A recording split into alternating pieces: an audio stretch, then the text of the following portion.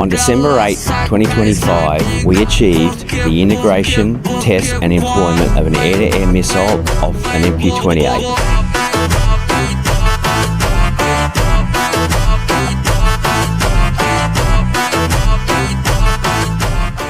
On the mission on December 8th, the MQ28 received only 4 major commands.